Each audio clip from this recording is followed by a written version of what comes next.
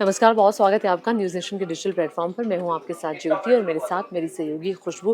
देखिए, कल देश का बजट पेश हुआ। निर्मला सीतारमण ने देश का बजट पेश किया। पीएम ने उस बजट पर कहा कि ये विकसित भारत के सपने को सच करता बजट है, लेकिन विपक्ष नाराज है। बिल्कुल, और नाराजगी इस हद तक है कि आज जब संसद में चर्चा होनी है, 20 घंटे का समय रखा गया है, तो उससे पहले ही जो पूरा विपक्ष इंडिया ब्लॉक, चाहे आप मल्लिकार्जुन खड़गे की बात करें, सोनिया गांधी, राहुल गांधी, फिर अखिलेश यादव, ये तमाम लोग थे बैनर के साथ, पोस्टर्स के साथ, और विरोध कर रहे थे। उन्होंने ये कहा कि ये जो बजट है वो किसी भी तरीके से बैलेंस नहीं है, कुछ राज्यों को प्रेफरेंस दी गई और कई तरह के आरोप भी लगाए गए हैं। देखिए, शशि थरूर ने इस पर कहा कि 26 राज्यों और 8 यूनियन टेरिटरी का ध्यान नहीं रखा गया, सिर्फ 2 राज्यों पर फोकस था, और वो राज्य सभी जानते हैं, बिहार और आंध्र प्रदेश है।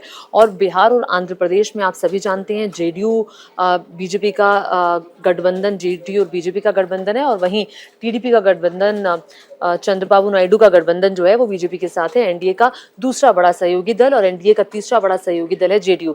तो अपने सहयोगियों का ध्यान रखा है, क्योंकि केंद्र में बीजेपी की सरकार इन लोगों के सहारे चल रही है, और सहयोगियों के अलावा बीजेपी को इस बजट में कुछ नहीं दिखा। ये सीधे तौर पर विपक्ष आरोप लगा रहा है।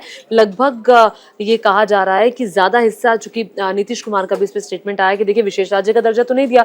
नीतीश कुमार ने कहा कि उन्होंने कहा था कि विशेष राज्य का दर्जा नहीं दे पाएंगे तो विशेष पैकेज तो हम दे ही देंगे, और यही वो विशेष पैकेज है जो केंद्र की तरफ से बिहार को मिला है, और आंध्र प्रदेश को भी काफी अच्छा खासा बजट दिया गया। बिल्कुल, और देखिए, सबसे बड़ी बात ये है, ये जो बजट रहा इसमें सुर्खियों में बहुत सारी चीज रही और एक राजनीतिक घोषणा भी रही। अगर आप बजट की 2 घोषणाओं की बात करें और तुलना करें, तो रोजगार के लिए जिस तरह से 2 लाख करोड़ की 5 स्कीमों को पैकेज दिए गए, वो बेहद महत्वपूर्ण होगा। और देखिए, जिस तरीके से रोजगार की बात लगातार की जाती है, क्योंकि देखिए, युवा वर्ग जो है उसको उससे मतलब होता है। ऐसे में आप युवाओं के लिए क्या लेकर आए, तो कहा यह जा रहा है कि ये जो पैकेज लाया गया है ये काफी महत्वपूर्ण है। बहरहाल, इसको किस तरह से जमीन पर आप लेकर आएंगे, किस तरीके से उसको इंप्लीमेंट किया जाएगा, ये देखना बहुत महत्वपूर्ण है। इसके अलावा जो ईपीएफओ वाली बात कही जा रही है, उसको लेकर भी काफी एक जो वर्ग है वो बहुत ज्यादा खुश है। लेकिन टैक्स रिजिम जिसकी बात हो रही होती है, उससे लेकर किस तरह से आप लगता है, क्योंकि सबसे ज्यादा ध्यान अगर देखिए, अभी तो उसमें एक झुंझुना सा पकड़ाया गया, उससे कोई फायदा नहीं है।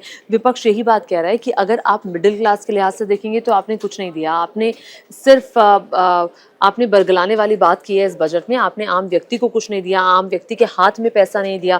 अगर स्वास्थ्य की बात की जाए तो आपने वहां पर बजट उतना नहीं दिया। कोरोना के बाद से लगातार ये दबाव सरकार पर भी था कि आप स्वास्थ्य के लिए बजट ज्यादा देंगे, लेकिन वैसा भी नहीं हुआ। शिक्षा के लिए बजट की बात की जाए तो वहां पर भी वो एलोकेशन नहीं हुआ जिसका जिक्र अपनी कई बातों में बीजेपी करती रही है। तो कुल मिलाकर के विपक्ष को ये बजट पसंद नहीं आया। तमिलनाडु के मुख्यमंत्री स्टालिन का भी एक बयान आया। उन्होंने कहा कि देखिए, हमारा तो बिल्कुल ध्यान नहीं रखा गया, और उसी को लेकर उन्होंने कहा कि तमिलनाडु के साथ तो सबसे बड़ा धोखा हुआ इस बजट में। उन्होंने बजट पर गहरा असंतोष जताया। तमिलनाडु की जरूरतों, मांगों को जो बजट से पहले हमने रखी थी केंद्र सरकार के सामने, उन सभी मांगों को नजरअंदाज कर दिया गया। और स्टालिन ने यह भी कहा कि तमिलनाडु के वेलफेयर स्कीम का बजट में कोई जिक्र नहीं था। आर्थिक विकास के लिए बजट में कोई जगह नहीं थी। सड़क, परिवहन, बुनियादी इंफ्रास्ट्रक्चर के लिए हमें कुछ नहीं दिया गया, और गहरा असंतोष है। अब नीति आयोग की एक बैठक होनी है। बताया जा रहा है कि नीति आयोग की उस बैठक में जो विपक्ष है और जहां विपक्ष की सरकारें हैं, वहां का कोई मुख्यमंत्री शामिल नहीं होगा। वो इस बैठक का बहिष्कार कर सकते हैं। बिल्कुल। अच्छा, देखिए, एक चीज जो बहुत इंपॉर्टेंट है, जिसका जिक्र हम लगातार बजट में कर रहे हैं, सरकार ने देखिए 9 प्राथमिकताओं का जिक्र किया था कल। अगर आप बजट की बात करें, उसमें हेल्थ शामिल नहीं है। तो अगर आप बजट में आयुष्मान भारत योजना से जुड़े हुए ऐलान है, अनुमान था कि उससे जुड़ी कुछ चीजें और ज्यादा इंप्रूव हो सकती है, क्योंकि देखिए, हेल्थ एक ऐसा इशू है जो हर परिवार कहीं ना कहीं जूझता है उससे, और अगर आप हेल्थ को उस प्राथमिकता में नहीं लेकर आ रहे तो उससे भी कई सारे सवाल उठ रहे हैं। हेल्थ के साथ किसानों के लिए हाँ, कुछ नहीं है। किसानों मैं के अखिलेश यादव को सुन रहे थे अभी आज ही थोड़ी देर पहले। अखिलेश यादव ने कहा कि देखिए, किसानों के लिए आपने कुछ नहीं किया, आपने जिक्र तक करना जरूरी नहीं समझा। तो ये समझना होगा कि अगर आप जिक्र नहीं करेंगे उन वंचित वर्गों का जिनको दरकार है, आप एक टाइम पे कहते थे किसानों की आय को आप दोगुना कर देंगे, 2022 तक वो 22 भी निकल गया तो कुछ नहीं हो पाया। तो किसानों का भी जिक्र प्रमुखता के साथ नहीं है। अब इसी बात को लेकर विपक्ष ने हल्ला बोल किया। विपक्ष के सभी नेता एकजुट हुए।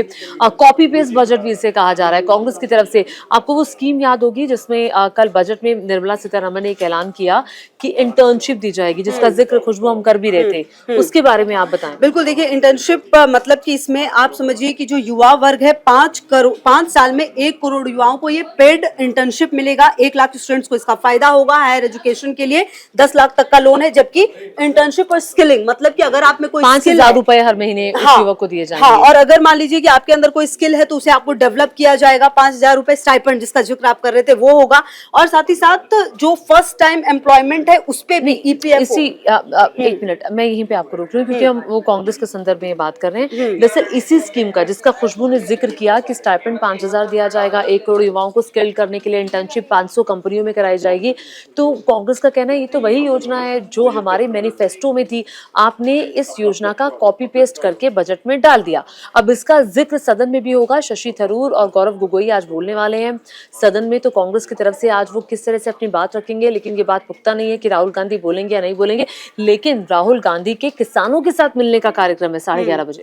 बिल्कुल, तो चलिए बेहद महत्वपूर्ण है। और सबसे बड़ी बात यह है कि जिन 2 राज्यों का जिक्र लगातार हो रहा है, बिहार और आंध्र प्रदेश, आप समझिए कि क्या ये जो बजट है, क्योंकि अब देखिए अब जिस तरह से पूर्ण बजट की बात हम करते हैं, क्या उससे पहले ये अपनी सरकार को बचाने की जुगत है। और जिस तरीके से इन दोनों राज्यों को खास करके ध्यान दिया गया है, सबका ध्यान इस बजट में इन दोनों राज्यों पर खींचा गया है, और क्योंकि ऐसी योजनाओं का लाभ दिया गया, शायद इससे पहले इस तरह की जो बजट में आपने कभी देखा ज्योति कि इस तरह से 2 राज्यों को पूरी तरह से प्राथमिकता दिया जाएगा। देखिए हमेशा अपने गठबंधनों का तो ध्यान रखा जाता है, उनकी जरूरतों का ध्यान रखा जाता है। अगर वो कुछ आपसे मांग रहे हैं, क्योंकि ये पहले भी कहा गया था कि जेडीयू और बीजेपी जो साथ हैं, कहीं ना कहीं जब बात आ रही थी सरकार बनने की, नीतीश कुमार से नरेंद्र मोदी मिले थे और टीडीपी के चंद्रबाबू नायडू से मिले थे, तब ये बात है कि बजट में आप हमारा ध्यान रखेंगे, ठीक है आप हमने कैबिनेट में हमें अच्छा खासा हमारी जगह नहीं दे रहे हैं, तो बजट में आंध्र प्रदेश का ज्यादा ध्यान रखा जाएगा और बिहार का रखा जाएगा, तो वही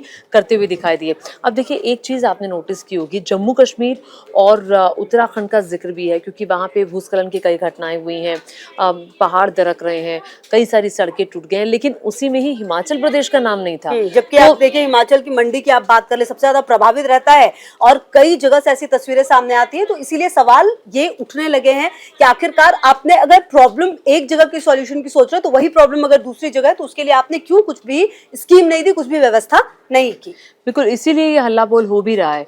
और हल्ला बोल करते ये जो नेता हैं, पहले तो संसद के बाहर हुआ, फिर अब संसद के वो अंदर गए, अंदर जाकर अब जब 20 घंटे का वक्त तय किया गया है लोकसभा और राज्यसभा में, जब वो चर्चा करेंगे तो क्या कहेंगे, कैसे सरकार को घेरेंगे और किन किन मुद्दों पर घेरेंगे, ये देखने वाली बात होगी। और सरकार इसका क्या जवाब देगी कि आपने बिहार को, आंध्र प्रदेश को ज्यादा तवज्जो दी है, सरकार इसका क्या जवाब देगी कि आखिर स्वास्थ्य के लिए और शिक्षा के लिए, किसानों के लिए आपने उस तरह का बजट पेश नहीं किया जिस तरह की उम्मीद थी।